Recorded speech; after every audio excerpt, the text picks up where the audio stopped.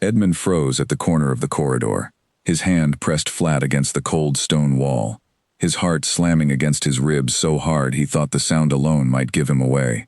Through the narrow gap of the half-closed door ahead, he could see candlelight flickering across the floor of the old guest chamber, the one nobody used anymore, the one his mother had once called the quietest room in the whole house. It was not quiet tonight. He heard his father's voice first, low and warm, in a way Edmund rarely heard him speak at the dinner table. And then he heard a woman laugh, soft and easy. A laugh that did not belong to his mother. He should have turned around. Every instinct told him to walk away, to pretend he had never wandered this far from his bedroom in search of a glass of water. But his feet would not move. He stood there in his nightclothes, 11 years old, barefoot on the cold floor, and watched his father, Julian Ashworth, Duke of Halbrook, lean toward a woman Edmund had never seen before in his life. She wore a green traveling cloak, the hood pushed back, her dark hair loose around her shoulders. She reached out and touched his father's face, the way his mother used to, back before the trips to the northern estate became longer and more frequent, back before dinners grew quiet and formal instead of warm. Edmund did not understand everything he was seeing. He was too young to name it properly, but he understood enough. He understood that his father was smiling at this woman, in a way that felt like a secret. And secrets, he already knew from years of being a child, in a great house full of servants and whispers, were never kept for good reasons. He backed away slowly, one careful step at a time, terrified that a creaking floorboard would betray him. When he finally rounded the corner and broke into a run, his bare feet slapping against the stone floor, he did not stop until he reached his own room and shut the door behind him, chest heaving, eyes wide in the dark. He did not sleep that night. He lay in his bed staring at the ceiling, replaying the candlelight, the laugh, the way his father's hand had rested against the woman's arm. He thought about his mother, asleep 2 floors below in the east wing, unaware of what her son now carried inside him, like a stone dropped into still water. Edmund was old enough to understand that some truths, once seen, could never be unseen. He was not old enough to know what to do with that truth, so he did the only thing that felt safe. He said nothing. The next morning, the house moved as it always did. Servants carried trays of tea and warm bread through the halls. The stable boys led the horses out for their morning exercise. His mother, Eleanor Ashworth, sat at the breakfast table in her pale blue morning dress, her hair pinned neatly, her expression as composed and graceful as always. She smiled when Edmund entered the room, and for a moment, watching her pour tea with steady hands, Edmund almost believed that what he had seen the night before had been nothing more than a bad dream brought on by too much cake at supper. Then his father entered the room, and Edmund's stomach turned to ice.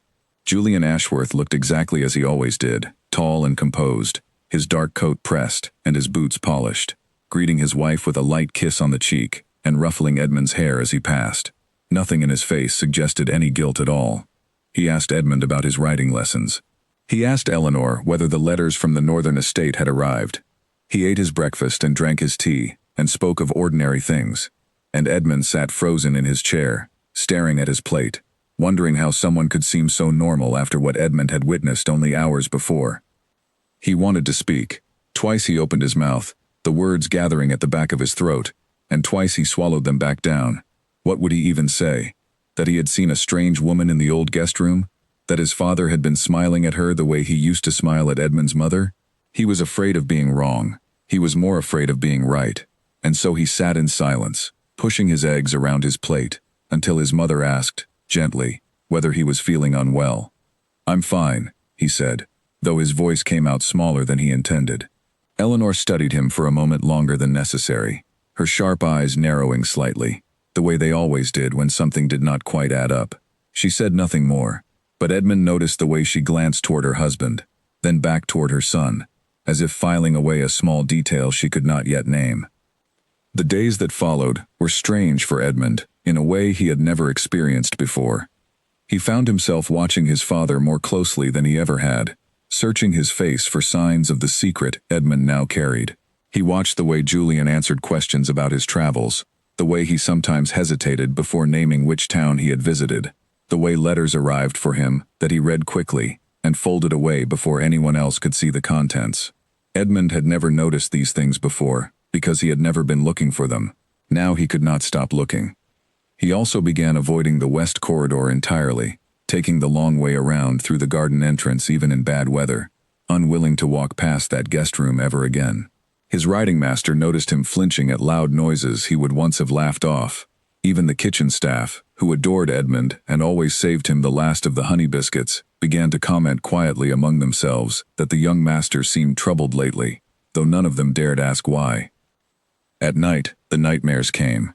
Edmund dreamed of the candlelight, of the woman's laugh echoing through empty hallways, of his mother standing alone in a doorway watching something Edmund could never quite see in the dream, her face unreadable. He woke more than once with his sheets damp with sweat, his breath coming fast, and he would lie awake afterwards staring at the ceiling until the first gray light of morning crept through his curtains. He told no one about the dreams either. Eleanor, for her part, was not a woman who missed things easily. She had grown up the daughter of a powerful merchant family, the Whitmores, whose wealth and influence had, generations ago, helped secure the very dukedom her husband now held. She had been raised to read a room the way other women read books, to notice the smallest shift in tone or posture, and to never let anyone see exactly how much she noticed. It was this quality, more than her beauty or her fortune, that had first drawn Julian to her many years ago, though lately she wondered whether he still valued it, or whether he had simply grown used to being seen through. She had noticed the change in her husband months before Edmund ever wandered down that corridor. She had noticed the way his trips to the northern estate had grown longer, the way he sometimes returned, smelling faintly of a perfume that was not hers, the way he had grown distracted during conversations that once would have held his full attention. She had said nothing, not out of naivety, but because she was gathering pieces of a puzzle she was not yet ready to assemble. A duchess who acted too soon, on incomplete evidence, risked looking foolish, or worse, risked being dismissed, and managed by a husband who would simply grow more careful in his deceptions.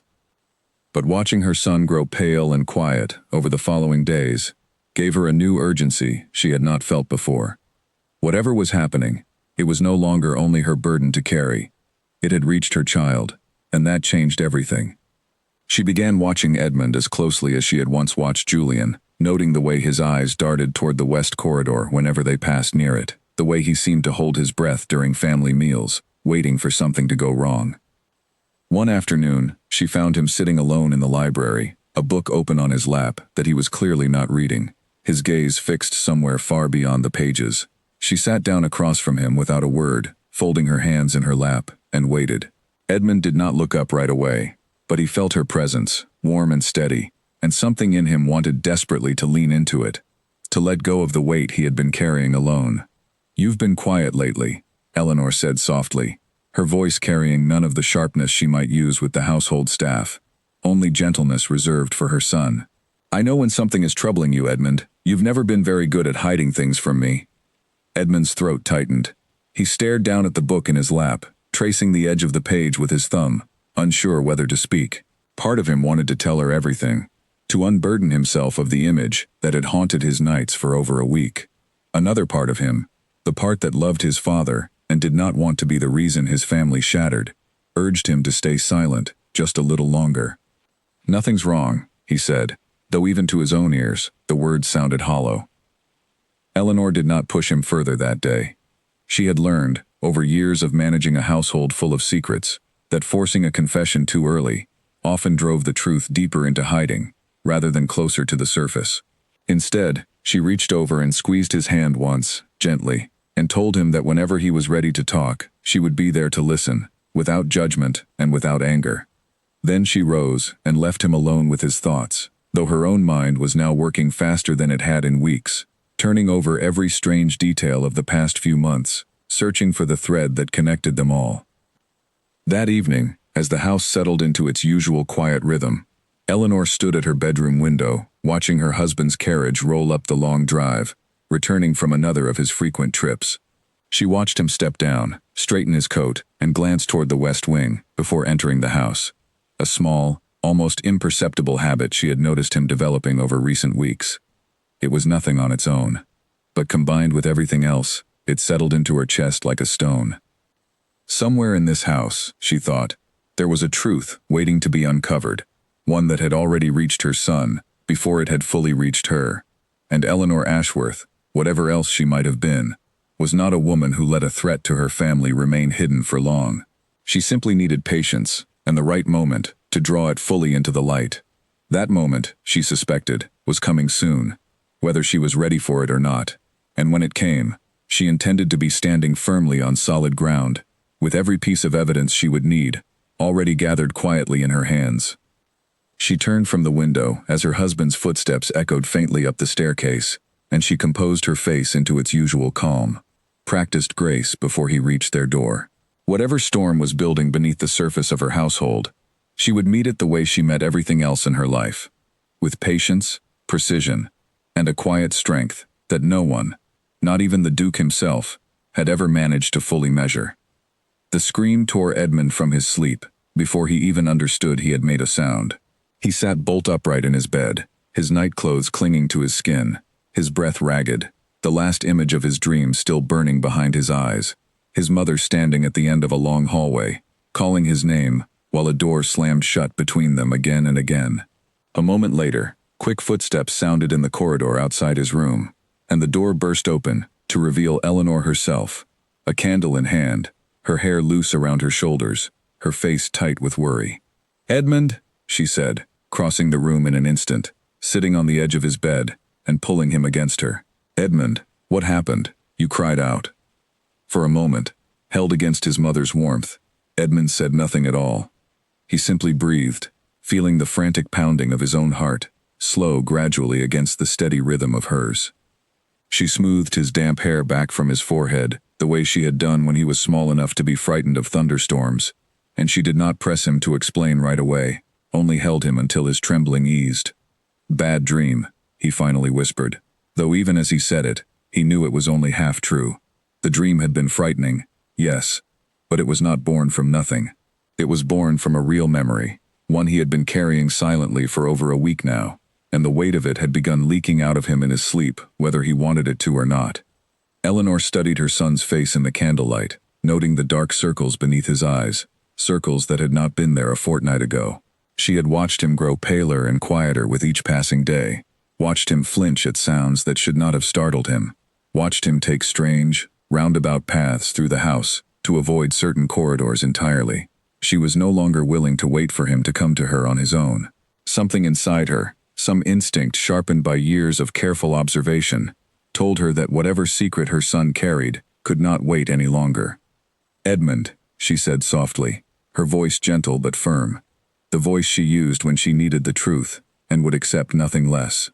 "I think you have been carrying something heavy for quite some time now. I am your mother. Whatever it is, you do not have to carry it alone anymore." Edmund's lower lip trembled. He looked down at his hands twisted in the blanket, and for a long moment, the only sound in the room was the soft crackle of the candle flame. Eleanor waited. She had learned patience from years of court politics and household management, and she understood that some truths could not be rushed, only gently invited into the open. "I saw something," Edmund finally whispered, so quietly that Eleanor had to lean closer to hear him. "In the old guest room, the one nobody uses."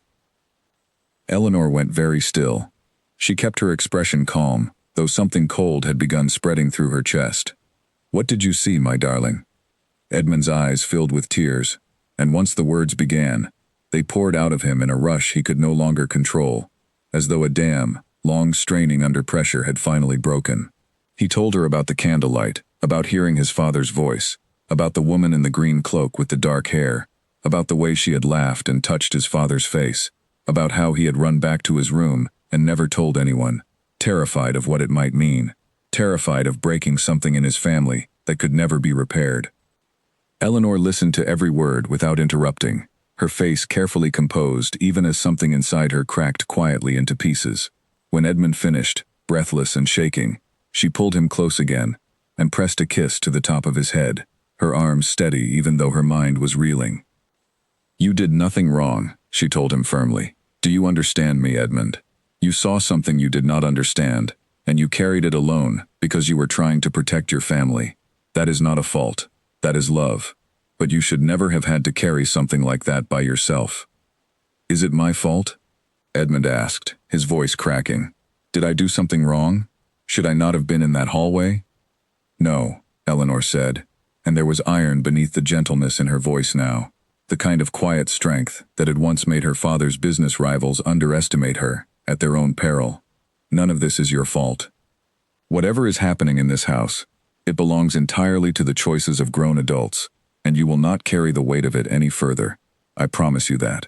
She stayed with him until his breathing evened out and his eyes grew heavy, until sleep finally pulled him under again, this time without dreams that made him cry out.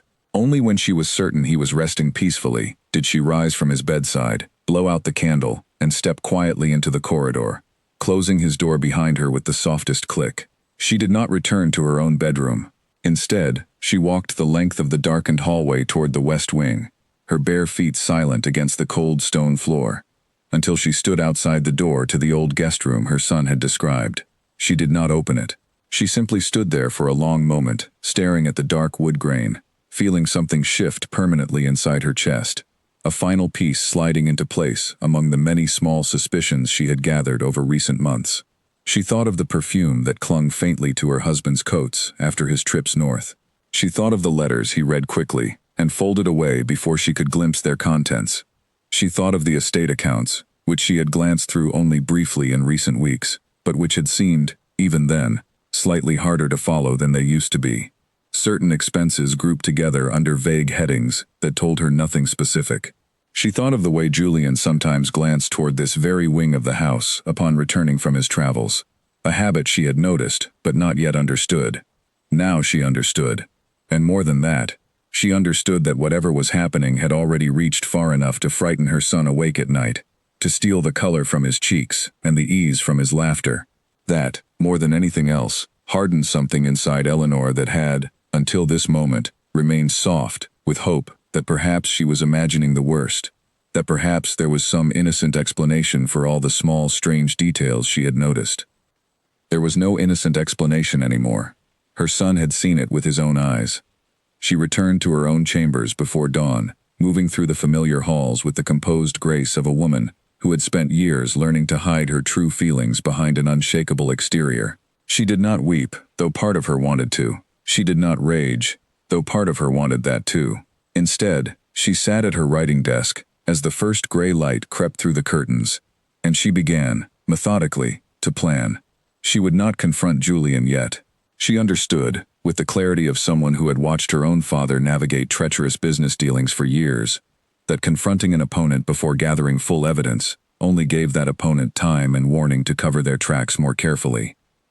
She needed to understand the full scope of what was happening before she acted. How long had this been going on? Who this woman was? Whether estate funds had been used to support whatever arrangement existed?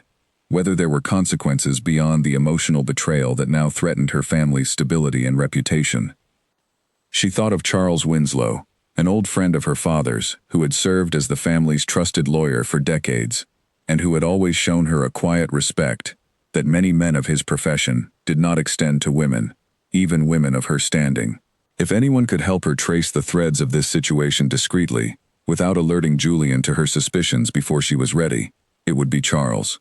She resolved to send word to him that very morning, requesting a private meeting under the guise of routine estate business, something ordinary enough that no one in the household would think twice about it. She also resolved to keep a closer eye on the household accounts herself, rather than leaving them entirely to the estate steward, a kind but somewhat inattentive man named Doyle, who handled the day-to-day ledgers but rarely questioned unusual entries, as long as the totals balanced at the end of each quarter. If money was being spent to maintain a second household somewhere, or to support a woman living quietly on the edges of the estate's holdings, there would be a trail, however carefully hidden. Eleanor intended to find it. Above all, she resolved to protect Edmund from any further exposure to whatever remained of this affair, until she had gathered enough to act decisively. She would watch her husband more closely now, not with open suspicion that might alert him, but with the same quiet, careful attention she had always used to manage every aspect of her household, an attention that had simply, until now, been focused elsewhere. When Julian came down to breakfast that morning, greeting her with his usual warmth, kissing her cheek and asking whether she had slept well, Eleanor smiled and told him she had slept just fine, her voice carrying not a trace of the sleepless night she had actually endured. She poured his tea and asked him lightly about his plans for the coming week. listening carefully to every detail he offered, filing away each mention of travel, each vague reference to business matters he did not fully explain. Edmund joined them a short while later, quieter than usual, but no longer carrying the same haunted look he had worn for the past week. Eleanor caught his eye across the table and gave him a small, reassuring smile, one that told him without words that she had heard him, that she believed him, and that she intended to handle whatever came next herself. Edmund managed a small smile back, the first real one Eleanor had seen from him in days, and something in her chest ached with both love and fury at once.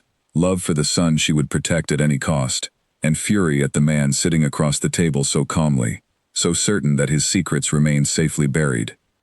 They did not remain buried for long. Eleanor Ashworth had already begun to dig. Charles Winslow arrived at Halbrook Manor 3 days later, his carriage rolling up the long gravel drive under a gray morning sky, carrying with it the quiet promise of answers Eleanor desperately needed.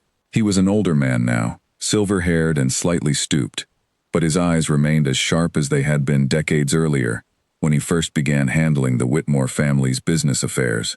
Eleanor received him in her private sitting room, away from the household staff who might otherwise report every visitor's business back through the servants' grapevine that ran through every great house whether its masters wished it or not.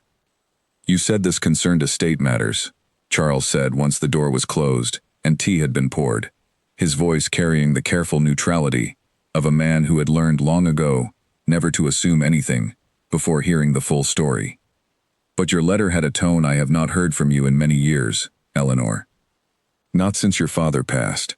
Eleanor folded her hands in her lap, choosing her words with the same precision she used when negotiating with difficult merchants who tried to take advantage of her gender at the bargaining table. "I believe my husband is keeping a woman somewhere, Charles. I believe it has been going on for some time, and I believe my son witnessed enough of it to be deeply frightened by what he saw.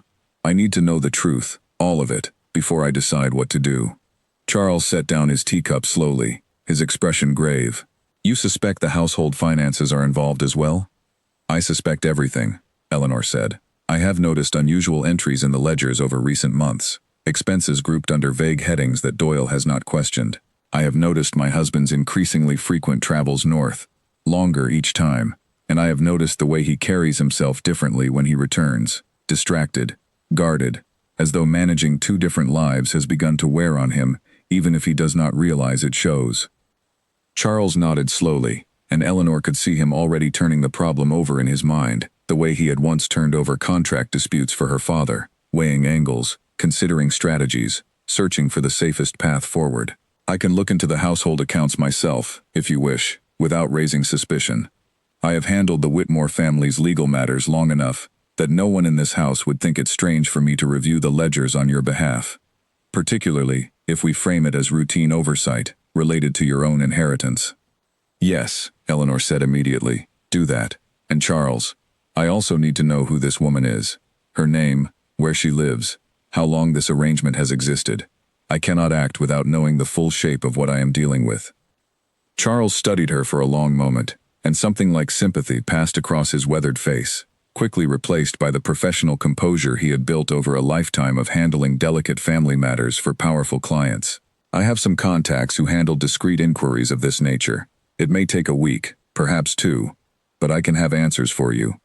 Eleanor, I must ask, are you certain you wish to proceed with this? Once such knowledge is confirmed, there will be no pretending otherwise." "I am certain," Eleanor said, and there was no hesitation in her voice at all. "My son should never have had to carry this secret alone in the dark. I intend to bring everything into the light myself, on my own terms, when I am ready, and not a moment before." Over the following days, Eleanor moved through her household with the same outward calm she always carried, attending to correspondence, overseeing preparations for an upcoming gathering of neighboring families, managing the staff with her usual quiet efficiency. Beneath that calm surface, however, she had begun her own careful investigation, one Julian remained entirely unaware of.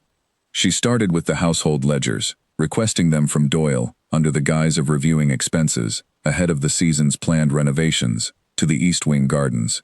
Doyle, a genial man who had served the family for over 15 years and had never once questioned the Duchess's right to review any aspect of the estate's finances, handed over the books without hesitation. chatting pleasantly about the weather and the upcoming harvest as he did so. Alone in her study that evening, Eleanor pored over pages of careful handwriting, tracing expenses month by month, comparing figures against her own memory of the estate's usual patterns of spending. Most entries were exactly as she expected: wages for staff, maintenance costs, provisions for the kitchen, seasonal repairs to fences and roads. But scattered among these familiar categories, she found entries that gave her pause. A recurring monthly payment listed simply as northern property maintenance, growing slightly larger over recent months. A separate entry for travel expenses that seemed disproportionately high compared to previous year's records of Julian's business trips. A jeweler's invoice from 3 months earlier for a piece Eleanor herself had never received, never seen, never been told about at all. Her hands trembled slightly as she copied these entries into her own private notebook, a small leather-bound book she had begun keeping specifically for this purpose, hidden in the bottom drawer of her writing desk beneath a stack of ordinary correspondence. Each entry felt like another piece of a puzzle sliding into place, confirming what she had already begun to suspect, but had not yet seen laid out so plainly in numbers and dates. She thought of Edmund's description of the woman in the green cloak, the dark hair, the easy laughter that had haunted her son's dreams for over a week. She wondered whether that jeweler's invoice had been meant for this woman, rather than for herself. The thought made something cold and hard settle in her chest, replacing the earlier shock with a slow burning resolve. A letter from Charles arrived 8 days later, delivered discreetly, through a trusted messenger, rather than through the usual household post, exactly as Eleanor had requested. She read it alone in her study late at night, after Edmund had been put to bed and Julian had retired early, claiming exhaustion from a long day of estate business that Eleanor now doubted had been entirely honest. The letter confirmed what she had feared. The woman's name was Vivian Hale, a widow of modest means who had, according to Charles's careful inquiries, taken up residence in a small but comfortable cottage on the outskirts of the northern estate town roughly 2 years earlier. The cottage's rent, Charles had discovered through discreet conversation with a local agent, was paid quarterly by a gentleman who visited only occasionally, but whose payments had never once been late. The description of this gentleman, when Charles pressed gently for details, matched Julian closely enough to leave little doubt. 2 years. Eleanor sat with that number for a long time after reading it, feeling it settle into her bones with a weight she had not expected, even though she had braced herself for confirmation of the affair itself. 2 years of quiet deception, of trips north that were not entirely about business, of a second life built quietly alongside the one she had believed they shared honestly together. 2 years during which she had trusted him, had defended his frequent absences to curious neighbors, had raised their son, believing his father to be an honorable man, building the family's future through diligent estate management. She thought again of the estate accounts, the jeweler's invoice, the recurring maintenance payments that had, she now realized, been quietly funding this cottage and this woman's comfortable existence, using money that belonged, by rights, to the entire family, to Edmund's future inheritance, as much as to Julian's personal indulgences. That detail, more than almost anything else, hardened her resolve into something unshakable. Whatever sympathy she might once have extended toward human weakness, toward a marriage grown stale enough that a man might seek comfort elsewhere, evaporated entirely in the face of calculated deception, sustained deliberately over years, funded quietly, using resources that belonged to their son as much as to either parent. She wrote back to Charles that same night, her hand steady despite the storm raging beneath her composed exterior, requesting that he begin quietly reviewing the original marriage contract drawn up between the Whitmore and Ashworth families at the time of her wedding, along with any older family charters that might bear on questions of inheritance, title, and estate management under circumstances of proven misconduct. She did not yet know exactly what leverage such documents might contain, but she remembered, vaguely, conversations from her girlhood about certain protections her father had insisted upon before allowing his daughter's considerable fortune to merge with the Ashworth title, protections that had seemed, at the time, like ordinary legal caution, rather than anything she expected to ever actually need. Charles's response arrived a week later, and this time, when Eleanor read it alone in her study, her hands did not tremble from grief or shock. They trembled instead with something closer to fierce, quiet triumph. The marriage contract, drawn up decades earlier at her father's insistence, contained a clause Eleanor had entirely forgotten existed, buried in dense legal language that she had never bothered to study closely, as a young bride too eager for love to think much about legal protections against a future betrayal she could not then imagine. The clause stated, in essence, that should the Duke of Halbrook be found guilty of significant misconduct affecting the family's honor or finances, including but not limited to infidelity, sustained through the misuse of estate funds, the Duchess retained the right to petition for transfer of the title's active management and financial control, either to herself or to a designated heir, pending review by the family council and relevant legal authorities. Her father, it seemed, had never fully trusted the Ashworth family to treat his daughter as an equal partner rather than merely a source of convenient wealth, and he had built protections into their marriage that Eleanor had never needed until this exact moment. She sat back in her chair, the letter resting in her lap, and felt something shift permanently inside her, the last remnant of the frightened, grieving wife, giving way entirely to the sharp, capable woman her father had always insisted she become. She was no longer simply a wronged wife, searching quietly for confirmation of her husband's betrayal. She now understood, with growing clarity, a woman who held real power over her husband's future. Power she had not even known she possessed until this very moment. Power that had been waiting patiently, buried in old legal language, for exactly the circumstance now unfolding around her family. She closed the letter carefully, locked it away in the same drawer that held her private notebook of financial evidence, and sat for a long while in the quiet of her study, listening to the distant sounds of the house settling into night around her. Somewhere above her, Edmund slept peacefully for the first time in weeks, unaware that his mother now held in her hands the means to protect him completely from whatever storm his father's choices had set in motion. Somewhere down the hall, Julian slept as well, entirely unaware that the wife he had underestimated for years was no longer simply watching quietly from the shadows. She was preparing, carefully and deliberately, to act. The knock on Eleanor's study door came earlier than expected that morning, and when Doyle entered with a stack of ledgers under his arm, his usually cheerful face carried an unfamiliar tightness that Eleanor noticed immediately. She had asked him, 2 days earlier, to compile a full accounting of all payments made toward the northern estate over the past 3 years, framing the request as part of her ongoing review of renovation costs. Now, watching him set the ledgers carefully on her desk and hesitate before speaking, she understood that he had noticed something himself. "Your Grace," he said, choosing his words with visible care, "I found some entries that seemed unusual to me, spread across several quarters. I did not wish to speak out of turn, but given your request, I thought you should see them directly, rather than have me simply summarize the totals." Eleanor thanked him warmly, keeping her expression neutral even as her pulse quickened, and waited until he had left the room before opening the ledgers to the pages he had marked with small slips of paper. What she found there confirmed and expanded everything Charles had already uncovered through his discreet inquiries in the northern town. The payments toward what had been labeled quarter after quarter as northern property maintenance had grown steadily over 2 years, far beyond what any reasonable maintenance schedule for a small cottage would require. Woven among these payments were additional entries: a carriage repair listed separately from the estate's own carriage expenses, a seamstress's invoice for gowns that Eleanor had certainly never ordered or received, a payment to a local physician in the northern town for services rendered to an unnamed patient. Eleanor stared at that last entry for a long time, her mind racing through possibilities she did not want to consider, but could not ignore.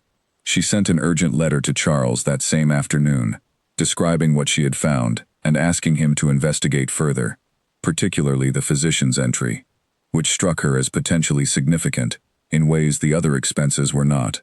His response arrived 4 days later, and this time, when Eleanor read it alone in her study with the door locked and the curtains drawn against the fading afternoon light, her hands did not merely tremble. They shook so violently she had to set the letter down twice before she could finish reading it.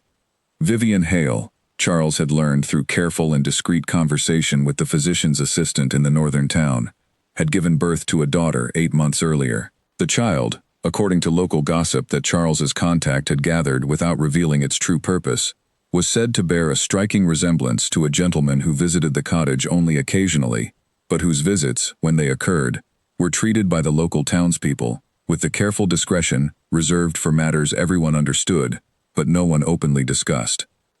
Eleanor sat perfectly still for a long time after reading this, the letter resting in her lap, the fire in her study hearth crackling softly in the otherwise silent room. She thought of Edmund upstairs, likely finishing his afternoon lessons, unaware that he had a half-sister he had never met, born of a betrayal that had apparently begun not long after his own 10th birthday, a milestone Eleanor remembered celebrating as a family, with genuine warmth and joy, never suspecting that her husband had already, by that point, begun building a second family in secret, barely a day's carriage ride from their own home. The grief that welled up in her then was different from anything she had felt in the weeks since Edmund's confession.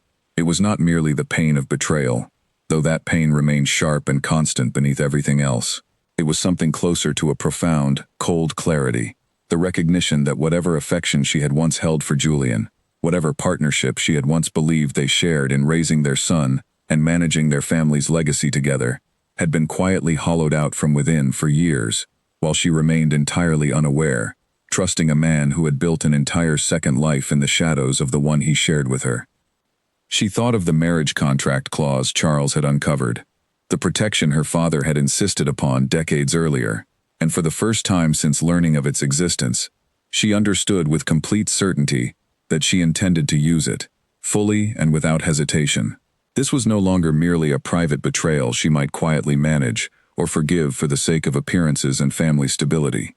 This was a pattern of sustained deception, involving a second household, a child born outside their marriage, and years of estate funds diverted to support a life Julian had built entirely apart from the family he claimed, in public, to cherish above all else. She spent the following days gathering every piece of evidence Charles had uncovered into a single, carefully organized file, the ledger entries copied in her own precise handwriting alongside dates and figures, Charles's letters describing his findings in the northern town, and her own private notes documenting everything Edmund had told her weeks earlier about what he had witnessed that night in the old guest room. She worked late into the evenings after Edmund had gone to bed, her study door locked, a single candle burning low, as she organized the evidence with the same methodical precision her father had once used to prepare for difficult business negotiations. Charles visited again toward the end of that week, this time bringing with him a formal copy of the marriage contract itself, retrieved from the family's legal archives, along with a separate document Eleanor had not previously known existed, an older charter dating back to the founding of the Ashworth dukedom itself, which had been amended generations earlier when a previous Whitmore fortune had helped rescue the family from significant financial ruin. This charter, Charles explained carefully, as Eleanor read through its dense, formal language, established specific conditions under which the Whitmore family's ongoing financial support of the dukedom could be withdrawn or redirected, conditions that included proven misconduct by the reigning duke that threatened the family's honor or financial stability. Between the marriage contract and this charter, Charles said, his voice grave but steady, you have more than sufficient legal grounds to petition the family council for a formal transfer of authority. Given the severity of what we have uncovered, the diversion of estate funds, the sustained deception, the child born outside the marriage, I believe the council would find strongly in your favor should this matter come before them. Eleanor listened carefully, absorbing every word, her mind already moving several steps ahead toward the practical realities of what such a transfer would mean, not only for herself and Edmund, but for the household staff who depended on the estate's stability, for the tenant farmers whose livelihoods relied on responsible management, for the family's reputation among their peers, which would inevitably suffer regardless of how carefully she managed the coming confrontation. I do not wish to destroy him entirely, Eleanor said slowly, more to herself than to Charles, though he nodded as though he understood the distinction she was drawing. I wish to protect Edmund's inheritance and this family's future. If stripping Julian of his title and authority is what that requires, then that is what I will do, without hesitation and without regret. But I will not act out of pure vengeance, however justified such feelings might be. I will act because it is necessary, and because my son deserves a future built on honesty, rather than one quietly rotting beneath a foundation of lies. Charles studied her for a long moment, something like genuine admiration crossing his weathered features. Your father would be proud to hear you speak this way, Eleanor. He always said you had more steel in you than most men he did business with, and more sense than nearly all of them combined. Eleanor allowed herself a small, tired smile at that, the first genuine smile she had managed in what felt like weeks. "Then let us make certain that steel is put to good use. I want everything prepared, Charles. Every document, every piece of evidence, organized and ready.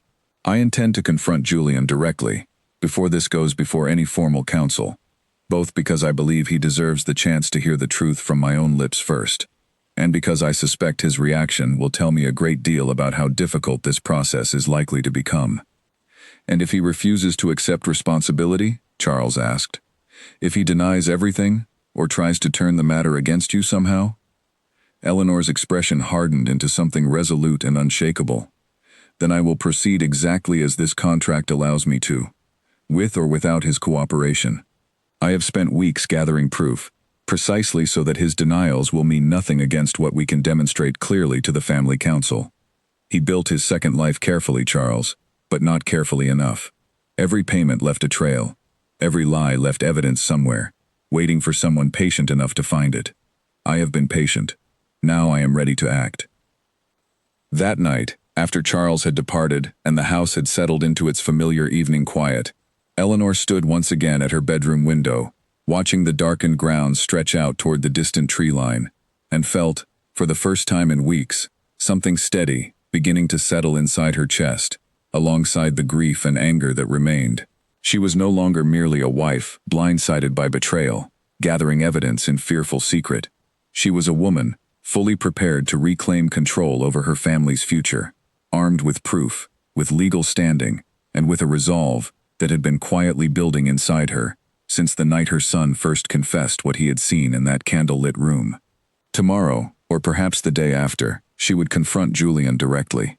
Tonight, she allowed herself simply to breathe, to gather her strength, and to prepare for the conversation that would change everything.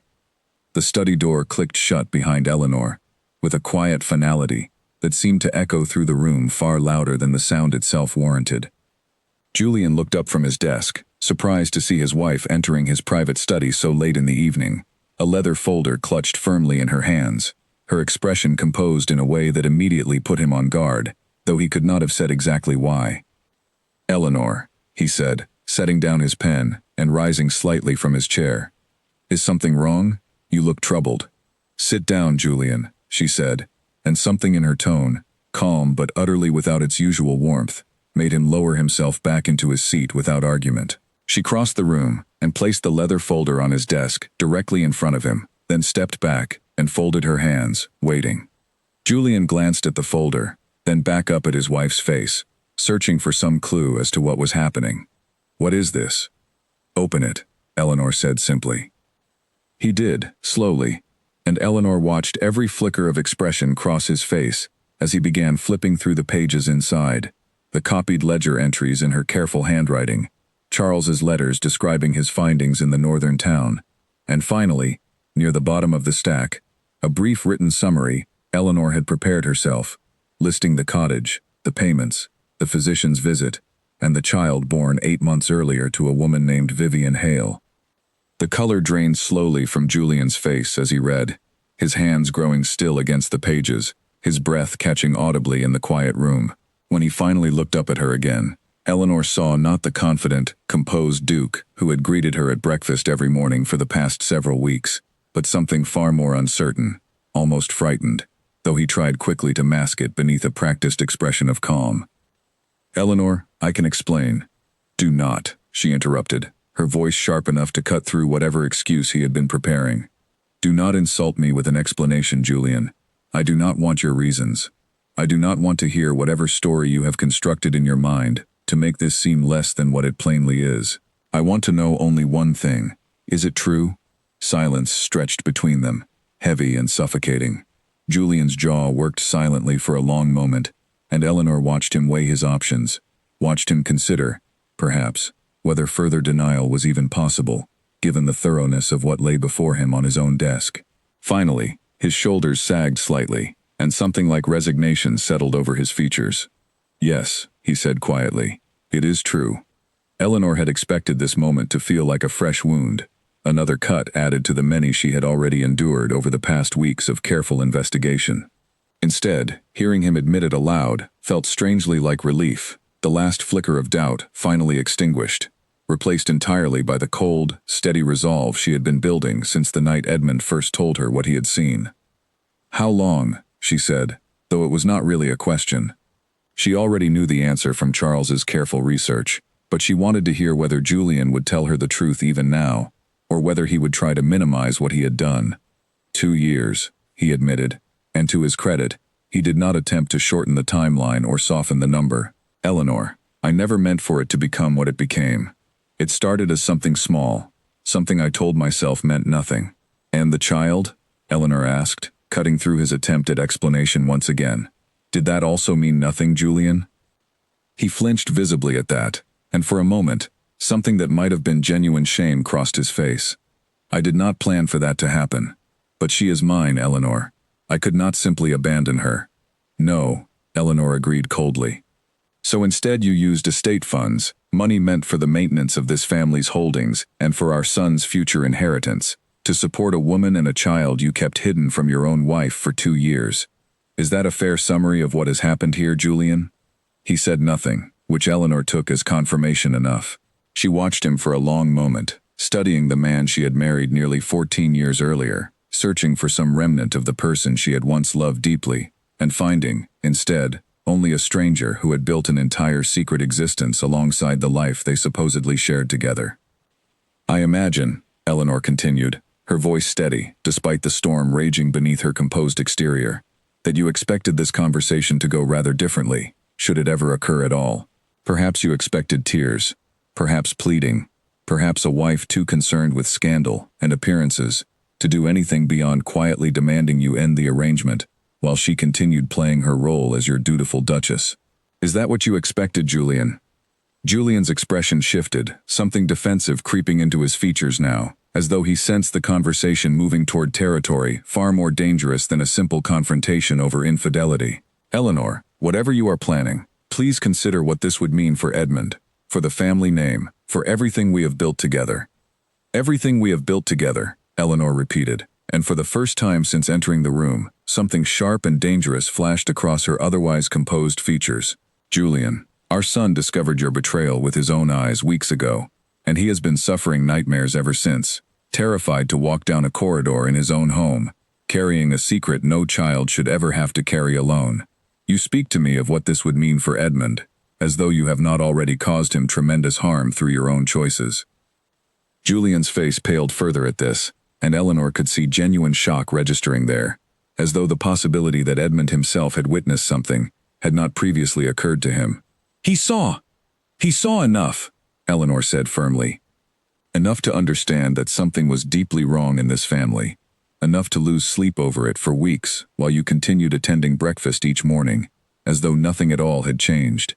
Do not lecture me about protecting our son, Julian. You forfeited that right the moment you chose to build a second family in secret, rather than face whatever dissatisfaction existed in our marriage honestly." Julian seemed to search for words and find none adequate to the moment, his earlier attempts at explanation and defense crumbling visibly under the weight of Eleanor's calm, precise fury. Finally, he asked the question Eleanor had been waiting for, the question that would determine how the remainder of this confrontation, and everything that followed, would unfold. "What is it you intend to do, Eleanor?" She reached into the folder still resting on his desk and withdrew a separate document, one Charles had prepared carefully over the past several days, and placed it directly in front of him. Julian looked down at it, his eyes scanning the formal legal language, and Eleanor watched understanding slowly dawn across his features as he recognized the document for what it was, an excerpt from the original marriage contract, along with the older family charter Charles had uncovered in the estate's legal archives. "You cannot be serious," Julian said, his voice rising for the first time in the conversation, something like panic creeping into his tone now. "Eleanor, this is absurd. That contract is decades old. No court, no family council would seriously entertain." "They will," Eleanor said, her voice utterly calm, utterly certain. "Because I have evidence, Julian, thorough and undeniable, of sustained financial misconduct and prolonged deception that has directly harmed this family's stability and our son's well-being. I have documented every payment, every hidden expense, every deception you have maintained for 2 years. Charles has already reviewed the relevant legal precedents. This is not a threat born of anger, Julian. This is a plan I have already set carefully into motion." Julian stared at her, and Eleanor watched something shift behind his eyes, the last remnant of confidence draining away as he began to truly grasp the scope of what she had assembled against him, quietly and methodically, while he remained entirely unaware. "Whatever arrangement we need to reach, surely we can discuss this reasonably, without resorting to such drastic measures. Think of the scandal this would bring upon the family name, upon Edmund's own future prospects." "I have thought of nothing else for weeks," Eleanor said, cutting him off with a finality that left no room for further argument. "And I have concluded that Edmund's future is far better protected by removing you from a position of authority you have proven yourself unfit to hold responsibly, than by allowing you to continue managing this family's fortune and reputation, while secretly maintaining a life built on deception and misused funds. This is not a discussion, Julian. I am informing you of what is coming, out of whatever respect remains for the years we once shared honestly together, before it happens." She gathered the folder from his desk, leaving only the legal excerpt behind, for him to study further if he wished, and turned toward the door, her composure unbroken despite the storm of emotion she had carried into this room, and now carried back out with her, tempered now by a clear and unshakable sense of purpose. "Eleanor," Julian called after her, his voice cracking with something between desperation and disbelief, "you cannot simply strip me of everything I have built, everything my family has held for generations, over a single mistake." She paused at the door, her hand resting on the handle, and turned back to face him one final time, her expression carrying neither the rage nor the grief she had felt weeks earlier, only a cold, settled certainty that left no doubt about her intentions. "It was never a single mistake, Julian. It was 2 years of careful, deliberate deception, sustained through the misuse of funds that belonged to this entire family, including a son who has already suffered tremendously because of choices you made entirely alone. You built this outcome yourself, one lie at a time. I am simply the one who finally brought it into the light." She left him sitting alone in his study, the evidence of his own betrayal spread across his desk, and walked back toward her own chambers with steady, unhurried steps, feeling, for the first time in weeks, something close to peace settling over her, alongside the certainty that whatever difficulties lay ahead, she now held every advantage she needed to see this through to its conclusion. Charles Winslow arrived at Halbrook Manor early the following morning, summoned by an urgent note Eleanor had sent immediately after her confrontation with Julian the night before. He found her waiting in her study, already dressed and composed, despite what he suspected had been a nearly sleepless night. A fresh pot of tea steaming on the table beside a neat stack of documents she had clearly been reviewing since dawn. "He knows now," Eleanor said without preamble, as Charles took his seat across from her. "I told him everything last night, and I showed him the marriage contract excerpt. He tried to argue it would never hold up, that no counsel would seriously consider it, but I saw the fear in his eyes, Charles. He understands the danger he is in." Charles nodded slowly, accepting the cup of tea Eleanor offered him, his expression thoughtful as he considered the situation before them. "Then it is time we move forward properly, through the correct channels, before he has any opportunity to attempt to undermine our position or rally support against us. Tell me, Eleanor, do you fully understand what this charter grants you, should the family council rule in your favor?" "Tell me again," Eleanor said. "I want to be absolutely certain I understand every detail before we proceed."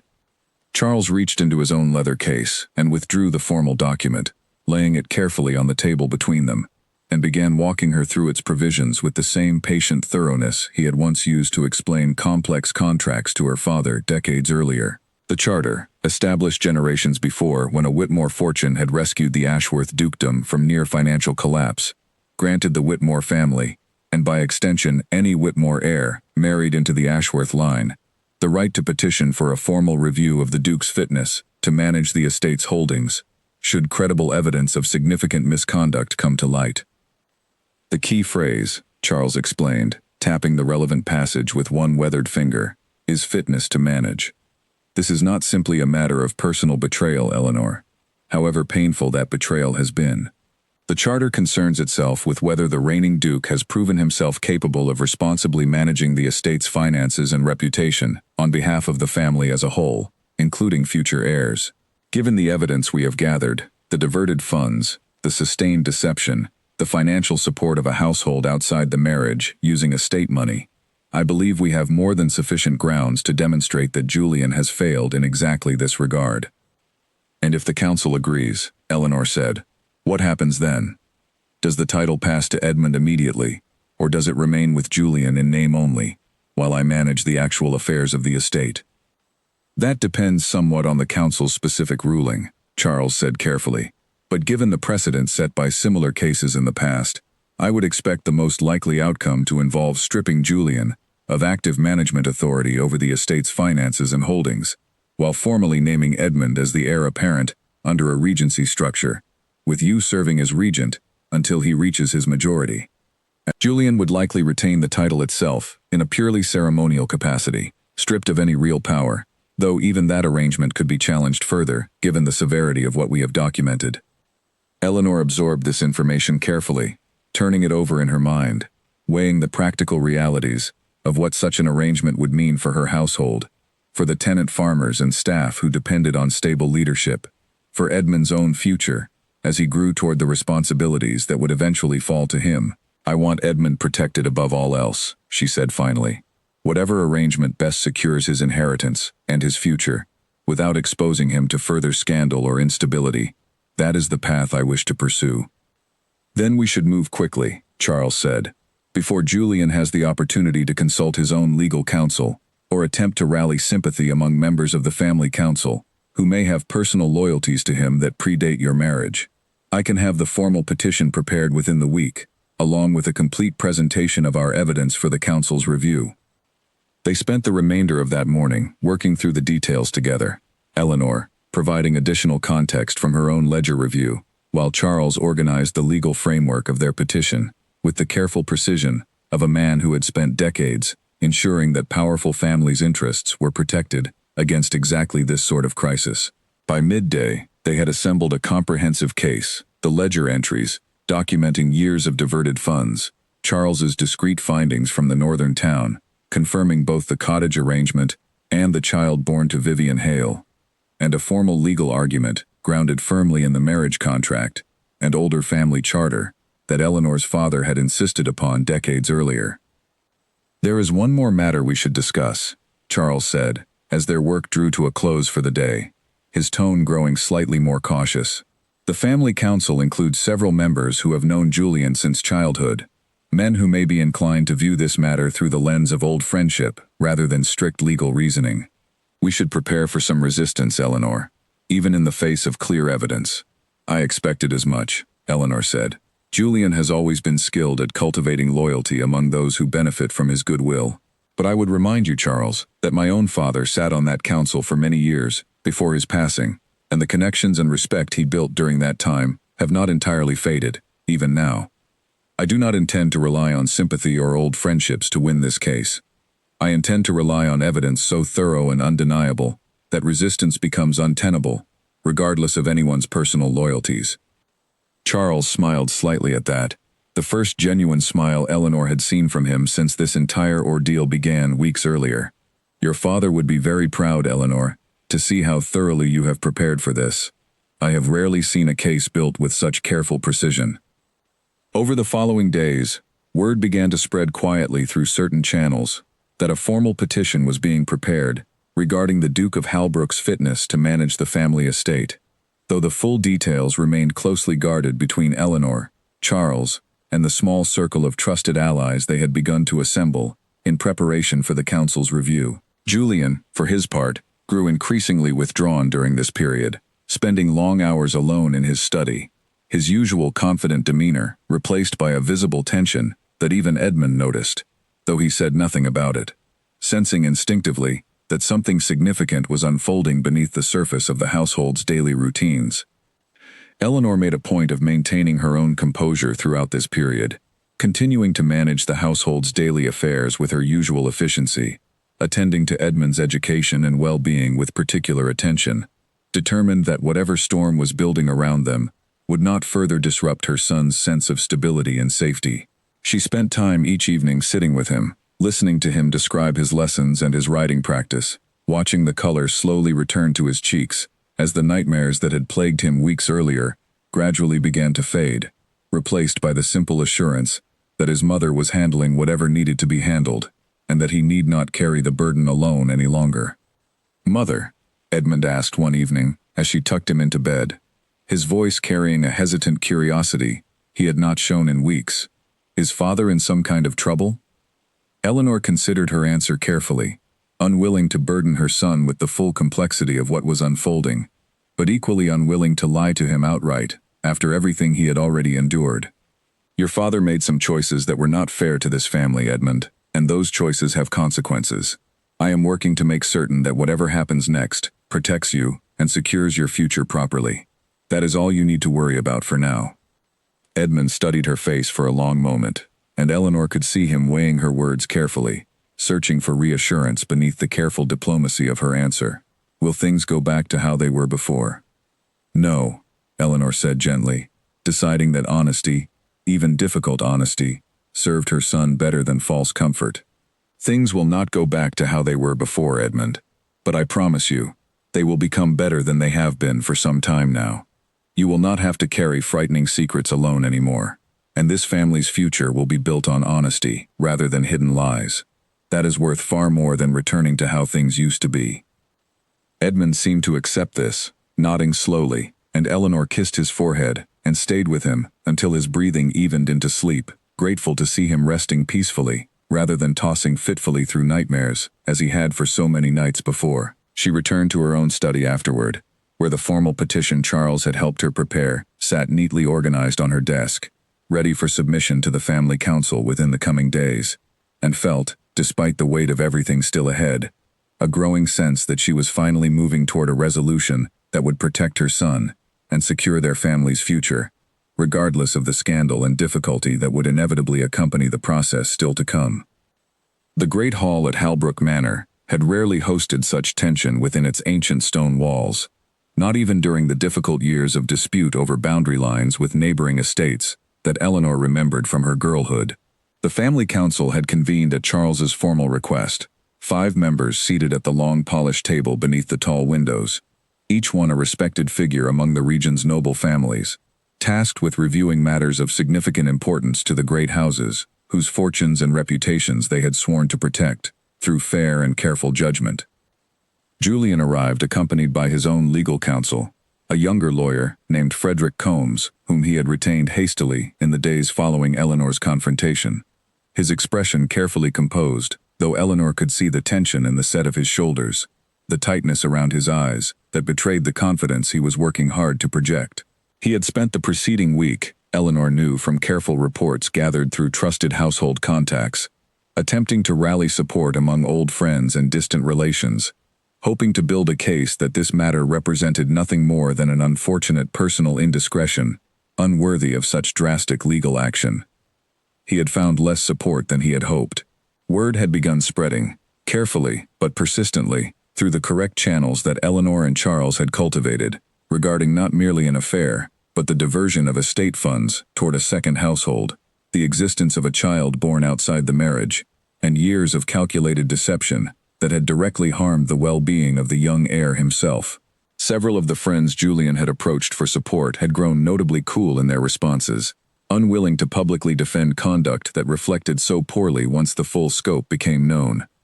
Eleanor took her seat across the long table, with Charles beside her, the leather folder of evidence resting before them, and waited, as the council's presiding member, an elderly baron named Aldrich Fenwick, who had known both her father and Julian's father before them, called the proceedings to order with grave formality. "We are gathered," Fenwick began, his voice carrying the weight of decades spent adjudicating exactly these sorts of delicate family matters, "to review a petition, submitted by the Duchess of Halbrook, requesting formal review of the Duke's fitness to continue managing the family estate's holdings and affairs, pursuant to provisions established within the original marriage contract, and a supplementary family charter dating to the founding of the dukedom. Duchess Ashworth, you may present your case." Eleanor rose, and though her heart pounded steadily beneath her composed exterior, her voice, when she spoke, carried none of that inner turmoil, only the calm, measured precision she had spent weeks preparing. She laid out the evidence methodically, beginning with the ledger entries documenting years of diverted funds, disguised under vague headings, moving through Charles's careful findings from the northern town, confirming the cottage arrangement and the child born to Vivian Hale, and concluding with the marriage contract clause and family charter that granted her the legal standing to bring this matter before the council at all. She did not mention Edmund's role in first alerting her to the affair, protecting her son from being drawn further into a scandal that was, after all, entirely of his father's making.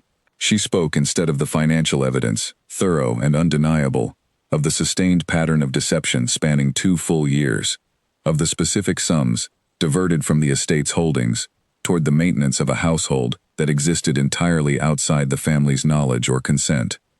Frederick Combs, when given opportunity to respond on Julian's behalf, attempted to argue that the affair, however regrettable, represented a personal failing rather than grounds for such drastic action against the Duke's formal authority, and that the financial matters in question, while perhaps improperly documented, did not rise to the level of genuine misconduct the charter was originally intended to address. With respect, Charles said, rising to counter this argument with the same measured precision Eleanor had used moments before.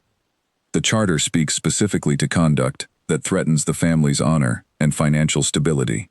We have demonstrated, through documented evidence spanning 2 years, that the Duke diverted estate funds, resources belonging to this family, and to the future inheritance of the heir himself, in order to maintain a secret household and support a child born outside his marriage. This is not merely a personal indiscretion, Master Combs.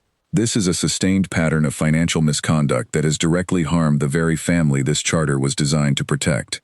The council members conferred quietly among themselves as the presentation concluded, and Eleanor watched their faces carefully, searching for any sign of how the proceedings might ultimately resolve. She noticed Baron Fenwick's expression grow increasingly grave as he reviewed the ledger entries himself, comparing dates and figures with the careful attention of a man who understood precisely what such sustained deception implied about a person's character and judgment. Julian, given his own opportunity to speak, rose from his seat with visible effort, and for a moment, Eleanor almost felt a flicker of the old affection she had once held for him, watching him struggle to find words adequate to the moment. But whatever sympathy she might have felt evaporated quickly as he began to speak, his tone carrying more defensiveness than genuine remorse. "I do not deny what has been presented here today," Julian said, his voice tight with barely contained frustration. "But I would ask this council to consider that men of standing have long maintained arrangements outside their marriages, without facing such drastic consequences. This is not without precedent among families represented at this very table. I ask that you consider proportionality in whatever judgment you render."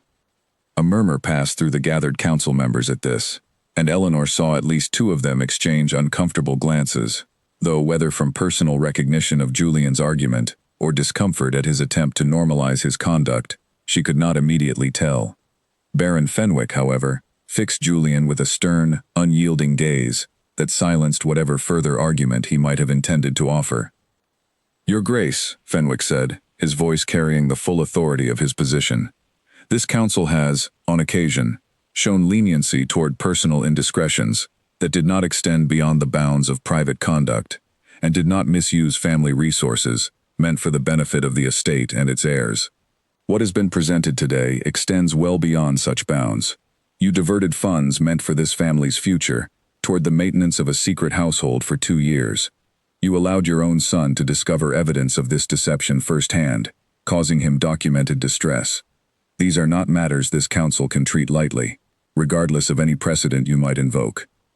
The council retired briefly to deliberate, and Eleanor sat rigidly beside Charles during the tense minutes that followed, her hands folded tightly in her lap, watching the closed doors through which the council members had departed, waiting for the judgment that would determine her family's future.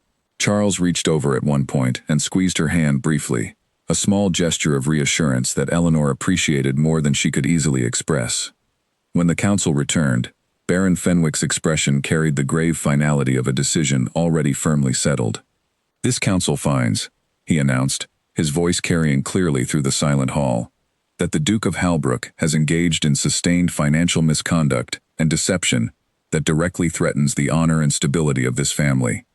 In clear violation of the standards established by the original marriage contract and supplementary charter presented before us today. Eleanor's heart pounded as she waited for the full ruling, and beside her, she felt Charles straighten slightly, sensing the moment approaching that would determine everything they had worked toward over the preceding weeks. Effective immediately, Fenwick continued, active management authority over the Halbrook estate's finances and holdings is hereby transferred to the Duchess Eleanor Ashworth, serving as regent on behalf of her son, Edmund Ashworth, who is formally recognized as heir apparent to the dukedom. The Duke Julian Ashworth shall retain his title in ceremonial capacity only, stripped of any authority over the family's finances, holdings, or formal decision-making, pending further review of his conduct by this council, should additional concerns arise in the future. The words settled over the hall like a physical weight, and Eleanor felt something inside her chest finally unclench after weeks of tension and careful preparation. Julian sat utterly still in his seat, his face pale and drawn, the full reality of what had just occurred visibly settling over him as the council members began gathering their papers, the formal proceedings drawing to their conclusion. He turned to look at Eleanor once, across the length of the great hall, and she met his gaze steadily, without triumph, without malice, only the quiet certainty of a woman who had done exactly what was necessary to protect her son and her family's future. Whatever remained between them now, whatever difficult conversations and arrangements still lay ahead, this moment marked a clear and undeniable turning point, one Eleanor had built carefully, piece by piece, ever since the night her son first confessed what he had witnessed in a candlelit room he should never have wandered into at all. Edmund heard the news before his mother had the chance to explain it to him properly, overhearing two of the household maids whispering near the kitchen stairs about the council's ruling and what it meant for his father's position within the family. He stood frozen at the top of the stairs for a long moment, absorbing fragments of their conversation, words like stripped of his authority and the young master shall inherit drifting up toward him, before one of the maids noticed him standing there and quickly fell silent, ushering her companion away with an apologetic glance in his direction. He found his mother in her study later that afternoon, sitting at her desk with a stack of papers before her that looked far more official and formal than the household correspondence she usually handled. She looked up when he entered, and something in her expression softened immediately upon seeing his face, clearly troubled by whatever he had overheard. "I heard the maids talking," Edmund said, standing awkwardly near the doorway, unsure whether he was meant to ask questions or simply wait for his mother to explain in her own time. "They said father lost his authority. They said I am going to inherit everything now." Eleanor set down her pen and gestured for him to come sit beside her, and Edmund crossed the room slowly, settling into the chair across from her desk, watching her face carefully, for some sign of how he was meant to feel about whatever had happened. "Yes," Eleanor said gently. "The family council met today, and they ruled that your father's conduct over the past 2 years, the secret household, the misused funds, the deception he maintained, was serious enough that he could no longer be trusted with managing this family's estate and finances properly. I will serve as regent, managing everything on your behalf until you are old enough to take on those responsibilities yourself." Edmund absorbed this slowly, his young mind working through the implications, the weight of it settling gradually over him. "So father is not the Duke anymore." "He retains his title," Eleanor explained carefully, "but it is now only ceremonial. He no longer holds any real authority over this family's affairs. That authority passes to you, Edmund, though of course I will manage everything until you come of age." Edmund was quiet for a long moment, staring down at his hands, and Eleanor waited patiently, understanding that her son needed time to process the enormity of what had unfolded, consequences that had begun, in many ways, with the frightened confession he had made to her weeks earlier, in the dead of night. "Is this because of what I told you?" Edmund finally asked, his voice small and uncertain. "Because I saw him with that woman. Did I cause all of this?" Eleanor reached across the desk and took her son's hands firmly in her own, her expression fierce with the same protective love that had driven every decision she had made over the preceding weeks. "Edmund, listen to me very carefully. You did not cause this. Your father caused this, through his own choices, made entirely by himself, over 2 years, long before you ever wandered down that corridor. What you saw that night was simply the moment the truth finally became visible to someone in this family. You bear absolutely no responsibility for consequences that flow entirely from decisions your father made freely, knowing full well the risks and the wrongness of what he was doing." Edmund's eyes filled with tears, and Eleanor pulled him gently into her arms, holding him as he finally allowed himself to release some of the tension he had been carrying silently for weeks, first from the fear of what he had witnessed, and now from the guilt of believing himself somehow responsible for his father's downfall. "I still love him," Edmund admitted quietly, his voice muffled against his mother's shoulder. "Even after everything. Is that wrong?" "No," Eleanor said firmly, pulling back slightly so she could look her son directly in the eyes. "It is not wrong at all, Edmund. He is your father, and it is entirely natural to still love him, even while understanding that what he did was deeply wrong and harmful to this family. Loving someone does not mean pretending they have done nothing wrong. It simply means holding both truths together, the love and the disappointment, without letting either one erase the other." Edmund considered this for a long moment, wiping at his eyes with the back of his sleeve, and Eleanor watched something in his expression begin to settle, the confusion and guilt slowly giving way to a more complicated, but ultimately steadier understanding of everything that had happened. "Will I still be able to see him?" he asked, "even though he is not the Duke anymore?" "Of course," Eleanor said gently. "He remains your father, Edmund, and nothing that has happened changes that fact. You will still see him, still spend time with him, though our household arrangements will change somewhat, given everything that has occurred. I want you to understand, though, that whatever relationship you maintain with him going forward is entirely your choice, and I will never pressure you one way or the other. You are allowed to feel whatever you feel about him, complicated as those feelings may be." Over the following weeks, Edmund found himself navigating an entirely new reality within his own home, one where his father's presence had grown noticeably diminished, both in authority and in the confident bearing he had always carried before. Julian remained at Halbrook Manor initially, though conversations between him and Eleanor grew increasingly formal and distant, conducted mostly through Charles as an intermediary, regarding practical arrangements for the future, rather than through any direct personal interaction between husband and wife. Edmund found himself observing his father with new eyes during this period, no longer simply the confident, commanding figure he had admired unquestioningly throughout his childhood, but a man now grappling visibly with the consequences of choices he had made. Choices that had cost him not merely his authority, but the easy respect he had once commanded from nearly everyone around him, including, increasingly, his own son. One afternoon, several weeks after the council's ruling, Julian found Edmund alone in the garden, sitting quietly beneath the old oak tree, where he had spent countless childhood afternoons, before all of this had begun. Julian approached slowly, almost hesitantly, and settled onto the bench beside his son, and for a long moment, neither of them spoke. "Edmund," Julian finally said, his voice carrying none of its former confidence, "I know I have caused tremendous harm to this family, to your mother, and to you especially. I want you to know that whatever happens between your mother and myself going forward, I never meant for any of this to hurt you, the way it clearly has." Edmund studied his father's face carefully, searching for the same easy warmth he had once found there without question, and finding instead something more uncertain, more human, in its visible regret. "You lied for 2 years, Edmund said quietly, his voice carrying more steadiness than Julian had perhaps expected from his young son. "You had another family, and you used money that was supposed to be for this family, for me, to take care of them instead. That is what hurt me, Father. Not just what I saw that night, but understanding afterward how long it had really been going on, and how much you hid from all of us." Julian absorbed this quietly, and Edmund noticed something shift in his father's expression, something that looked almost like genuine shame, rather than the practiced charm Julian had always used so effortlessly in the past. "You are right," Julian admitted finally. "I have no excuse that would make any of this acceptable, Edmund.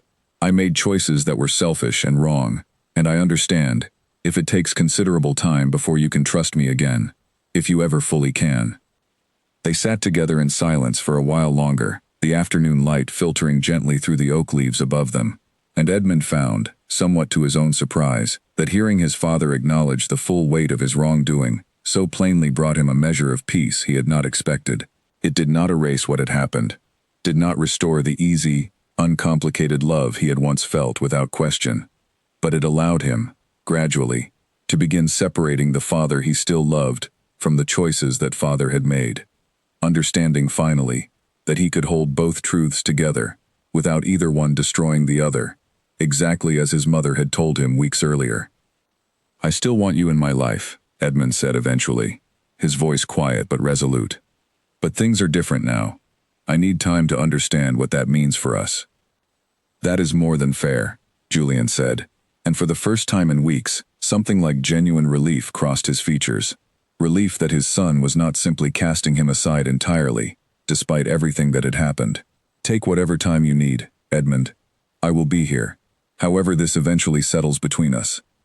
Edmund nodded slowly, and though the road ahead remained uncertain, complicated by everything that had unfolded over the preceding months, he felt, for the first time since that terrifying night in the candlelit corridor, that he understood clearly where he stood, no longer confused or frightened by secrets he did not fully grasp, but standing instead on solid ground, however difficult that ground had been to reach. The estate ledgers spread across Eleanor's desk told a very different story now than they had in the months before her investigation began. The vague headings and hidden expenses replaced entirely by clear, detailed accounting that reflected every payment and every decision made openly and honestly. She reviewed the quarterly figures with Doyle beside her, both of them working through the numbers with the easy efficiency of a partnership built on genuine trust, rather than the careful suspicion that had characterized her earlier reviews of the household finances. "The tenant farms are performing well this season," Doyle reported, tracing his finger along a column of figures. "Better than they have in the past 3 years. If I am honest, Your Grace, I believe the improvements you authorized to the irrigation system are already showing results." Eleanor nodded with satisfaction, pleased to see tangible evidence that her management of the estate was yielding genuine benefits for the people who depended on it, not merely the tenant farmers and their families, but the household staff, the local merchants who supplied the estate, and the broader community that had watched with quiet interest as the scandal surrounding the dukedom unfolded and eventually settled into its new arrangement. The transition had not been without difficulty. In the weeks immediately following the council's ruling, Eleanor had faced whispered gossip among some of the more conservative noble families in the region, murmurs questioning whether a woman was truly capable of managing such significant holdings responsibly, whether Edmund's inheritance would suffer under his mother's regency rather than his father's more traditional authority. Eleanor had met these doubts the same way she met everything else, with patient, methodical competence that gradually silenced even the most skeptical voices as the estate's finances grew steadily more stable and transparent under her careful oversight. Julian, meanwhile, had relocated to a smaller property some distance from Halbrook Manor, a modest but comfortable house that Eleanor had arranged for him as part of the formal settlement Charles negotiated on her behalf, ensuring he retained enough resources to live respectably while permanently losing any claim to the estate's larger fortune or active management authority. Vivian Hale, according to occasional reports that reached Eleanor through household gossip she made no particular effort to seek out, but did not entirely avoid either, had grown increasingly distant from Julian in the months following the scandal's public exposure, her own reputation in the northern town suffering considerably once the full details became known throughout the region. Eleanor felt no particular satisfaction in learning of Vivian's difficulties, understanding that the other woman had likely entered into her arrangement with Julian, believing whatever assurances he had offered her regarding his intentions and his ability to provide for her and their child, only to discover, once the scandal broke, that those assurances meant considerably less than she had been led to believe. Eleanor had, in fact, quietly arranged through Charles for a modest but sufficient allowance to be provided for the child, a girl now nearing her first birthday, understanding that, whatever her feelings toward Vivian and Julian's choices, the child herself bore no responsibility for the circumstances of her birth, and deserved some measure of security, regardless of her parents' conduct. "You did not have to do that," Charles observed one afternoon when Eleanor mentioned the arrangement to him during one of their regular meetings regarding estate matters. "Many in your position would have felt no obligation whatsoever toward a child born from such circumstances." "The child is innocent," Eleanor said simply. "Whatever wrongs her parents committed, she should not suffer for choices she had no part in making. Besides, Edmund will one day understand that he has a half-sister somewhere in the world, and I would rather he learn that she was cared for adequately than discover she suffered unnecessarily because of decisions made in anger rather than fairness. Charles studied her for a long moment, something like renewed admiration crossing his weathered features, the same expression Eleanor had noticed from him at several points throughout this entire ordeal. Your father would be immensely proud of the woman you have become through all of this, Eleanor. Not merely capable of protecting your own interests, but wise enough to temper justice with genuine fairness, even toward those who might seem to deserve little consideration. Eleanor accepted this compliment with a small, tired smile, though she recognized the truth in what Charles observed. The months since the council's ruling had transformed her considerably, hardening certain aspects of her character, while simultaneously deepening others, teaching her that strength and compassion were not opposing qualities, but could exist together, each tempering the excesses of the other into something more balanced and sustainable. Edmund, for his part, had begun spending increasing time alongside his mother as she managed the estate's affairs, initially simply observing her meetings with Doyle and other household officials, but gradually beginning to ask questions, to understand the reasoning behind various decisions, to grasp the complex web of responsibilities that would eventually fall entirely upon his own shoulders once he reached his majority. Eleanor found herself deeply gratified watching her son's natural curiosity and growing sense of responsibility develop, recognizing in him qualities she hoped would serve him well when the time eventually came for him to assume full authority over the family's legacy. Why did you decide to review the accounts yourself, rather than simply trusting Doyle to manage everything as father always did? Edmund asked one afternoon, sitting beside his mother as she worked through the quarter's expense reports, genuinely curious about the reasoning behind her methods, rather than simply accepting them without question. Trust is important, Eleanor explained, but verification matters just as much, particularly when the stakes involve the well-being of an entire household and community that depends on responsible management. Your father trusted that no one would ever look closely enough to notice his deceptions, and for 2 years, he was correct. I do not intend to leave this family's future vulnerable to the same blind trust that allowed such deception to continue undetected for so long. When you eventually take on these responsibilities yourself, Edmund, I want you to understand every detail of how this estate functions, not simply delegate everything to others and hope for the best. Edmund absorbed this lesson carefully, nodding slowly, and Eleanor could see him turning the principle over in his mind, applying it not merely to estate management, but to the broader understanding of trust and verification that had shaped his own painful discovery of his father's betrayal months earlier. I want to learn everything, he said finally, his voice carrying a new seriousness that Eleanor found both touching and slightly bittersweet. Recognizing that her son had been forced to grow up somewhat faster than she might have wished, under different circumstances. I do not want to be caught off guard the way you were, not understanding what was happening until it was almost too late. That is wise, Eleanor said, squeezing his hand gently. Though I hope you understand, Edmund. Being caught off guard by someone else's deception is never truly your own failing. The fault lies entirely with the person choosing to deceive, not with the person trusting them. Still, I understand your desire to be thoroughly prepared, and I will teach you everything I know, so that whatever challenges you face in managing this family's legacy, you will meet them with confidence and clear understanding, rather than uncertainty. The household staff, too, had settled gradually into the new arrangement, their initial uncertainty regarding a duchess serving as regent giving way to genuine respect as they observed Eleanor's competent, fair management style firsthand. Doyle, in particular, had grown considerably more confident in his role, encouraged by Eleanor's willingness to involve him fully in decisions, rather than simply issuing directives from above, creating a genuine partnership in managing the estate's daily affairs that benefited everyone involved.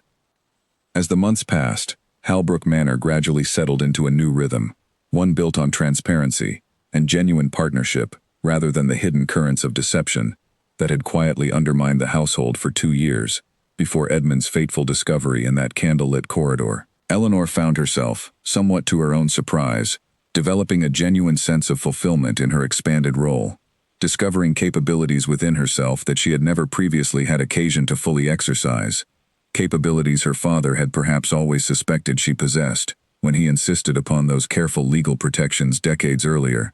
that had ultimately proven so crucial to her family's future security. 5 years passed, and the young man who now stood at the edge of the estate's northern fields, overseeing the harvest, alongside Doyle and several tenant farmers, bore little resemblance to the frightened boy who had once frozen in a darkened corridor, watching a secret unfold that would change his family forever. Edmund had grown tall and steady, carrying himself with a quiet confidence that combined his mother's careful precision with a warmth entirely his own, earned through years of genuine engagement with every aspect of the estate's management under Eleanor's patient guidance. He had taken to the responsibilities of his position with a thoroughness that had impressed even the most skeptical members of the family council. Those who had once quietly doubted whether the young heir, raised primarily under his mother's regency following such a public scandal, would prove capable of eventually managing the dukedom's full authority responsibly. Edmund had answered those doubts not through grand gestures or dramatic proclamations, but through the same patient, methodical competence his mother had modeled for him throughout his childhood, learning every detail of the estate's finances, understanding the needs of the tenant farmers and household staff, and building genuine relationships throughout the community that would one day depend upon his leadership. Eleanor watched him now from the edge of the field, a proud smile playing at the corners of her mouth, as she observed her son directing the harvest workers with easy authority, occasionally stopping to ask questions of the older farmers, genuinely interested in their experience and knowledge, rather than simply issuing commands from a position of assumed superiority. He had become, she realized with quiet satisfaction, exactly the kind of leader she had hoped to raise, one who understood that true authority rested not merely in title or inheritance, but in earned trust and genuine care for those whose well-being depended upon careful, honest stewardship. Julian remained a presence in Edmund's life, though their relationship had settled into something considerably more measured and complicated than the uncomplicated admiration Edmund had once held for his father before that fateful night in the candlelit corridor. They saw each other periodically, shared occasional meals during which conversation remained cordial, but carried an underlying distance that both of them had learned to accept as the natural consequence of choices Julian had made years earlier. Edmund had never fully returned to the easy trust of his childhood, but he had found, over the years, a way to maintain a relationship with his father that acknowledged both the genuine affection that remained between them and the permanent changes that Julian's betrayal had wrought upon their family. Vivian Hale had, Eleanor understood through occasional reports, eventually moved to a different town entirely, taking her daughter with her and building a quieter, more private life, away from the lingering gossip that had followed her in the northern town for years after the scandal first broke. Edmund had, at Eleanor's gentle encouragement, reached out on occasion to acknowledge his half-sister's existence, understanding that whatever complicated circumstances surrounded her birth, she remained a member of his extended family, in some meaningful sense, deserving of at least occasional kindness, rather than complete erasure from his life. The estate itself had flourished considerably under Eleanor's years of careful management, its finances more transparent and stable than they had been in generations, the tenant farms more productive following the improvements she had authorized, the household staff more genuinely invested in their work following years of fair treatment and honest partnership, rather than the hidden currents of deception that had once quietly undermined trust throughout the household. Neighboring families who had once whispered doubts about a woman's capacity to manage such significant holdings had long since grown to respect Eleanor's competence, several even seeking her counsel on their own estate matters, recognizing in her a sharp, capable mind that rivaled or exceeded many of the region's most respected male landowners. As Edmund approached the age at which he would formally assume full authority over the dukedom, taking on responsibilities that Eleanor had carefully managed on his behalf for years, mother and son spent increasing time together reviewing every aspect of the transition. Eleanor determined that her son would step into his full inheritance with complete understanding and confidence, prepared for whatever challenges his future leadership might bring. "I could not have imagined, when all of this began," Eleanor said one evening, as they sat together in her study, reviewing the final preparations for the formal ceremony that would soon mark Edmund's assumption of full ducal authority, "that we would arrive at such a place, Edmund. That night you came to me, frightened and unable to sleep, carrying a secret no child should have had to bear alone. I could not have foreseen how thoroughly it would reshape our family's future. ultimately for the better, despite the pain that preceded it. Edmund considered his mother's words carefully, understanding now, with the maturity of adulthood, the full weight of everything she had navigated on his behalf during those difficult early months. "You built something remarkable, from what could have destroyed this family entirely," he said. "Not just protecting my inheritance, but teaching me, through everything you did, what genuine leadership actually requires. I understand now why grandfather insisted on those protections in your marriage contract all those years ago. He must have recognized in you exactly the strength this family would eventually need." Eleanor smiled at this, reaching over to squeeze her son's hand, the same gesture of quiet reassurance she had offered him countless times over the years, since that frightening night, when everything had first begun to unravel. "Your grandfather always believed in preparing for difficulties before they arrived, rather than hoping to avoid them entirely. I am simply grateful that his foresight gave me the tools I needed when the moment finally came. But you, Edmund, you are the one who has honored that preparation, turning a painful beginning into a genuine foundation for responsible leadership. That achievement belongs entirely to you." The ceremony itself, held several weeks later, in the Great Hall, where the family council had once rendered its fateful judgment, years earlier, marked Edmund's formal assumption of full ducal authority, with all the dignity and celebration the occasion deserved. Tenant farmers and household staff gathered alongside neighboring noble families, all genuinely invested in witnessing the culmination of years spent watching Edmund grow into a leader, worthy of the trust his mother had carefully cultivated on his behalf. Julian attended as well, standing somewhat apart from the main gathering but present nonetheless, watching his son accept the full weight of the family's legacy, with an expression that carried genuine pride, alongside the quiet acknowledgement of everything he himself had lost, through his own choices years earlier. Edmund caught his father's eye at one point during the ceremony, and offered a small, respectful nod, an acknowledgement of the complicated relationship they had built together over the years, since the scandal first broke. Neither fully healed, nor entirely broken, but honest, in whatever form it had ultimately taken. As the formal proceedings concluded and the celebration began in earnest, Eleanor found herself standing at the edge of the great hall, watching her son move confidently among the gathered guests, accepting congratulations and engaging warmly with tenant farmers and noble families alike, carrying himself with exactly the balance of authority and genuine care she had worked so hard to model for him throughout his childhood. She thought back, as she often did during quiet moments, to that terrifying night years earlier, when Edmund had first come to her, frightened and unable to sleep, carrying a secret that would ultimately reshape their entire family's future. She had not chosen the circumstances that led to this moment, had not wished for the pain and betrayal that had once threatened to shatter everything she believed her family represented.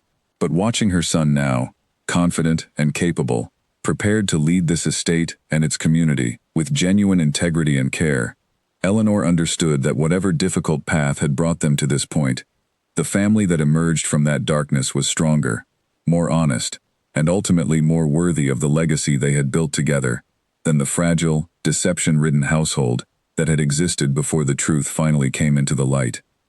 The young heir, who had once frozen in fear at the edge of a candlelit corridor, had grown into a duke worthy of genuine respect, and Eleanor, watching him now with quiet, profound pride, knew that whatever challenges still lay ahead, her son would meet them with the same honesty and strength she had fought so hard to protect on his behalf, all those years ago.